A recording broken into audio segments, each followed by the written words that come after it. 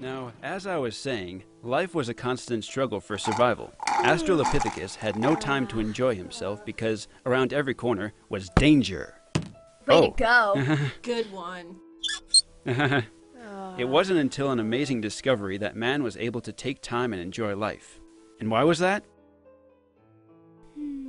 What made Oged and Brog's life so much better?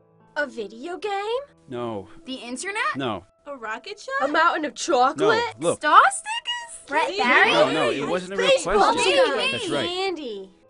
Fire. Ooh, right?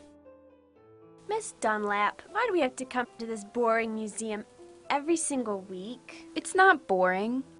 It's fascinating. This leads to hot dinners, and eventually became the microwave. Ow! Oh no. Ooh. Where was I? Yes, where was I? Hey, is that a real spear? Can we play with it? A museum is a place where we observe. We don't play. What else do we do? Kids, be polite. Boring. Lunchtime. Lunchtime. Lunchtime? It's only Buddy 9 system, o'clock. stay with your buddies.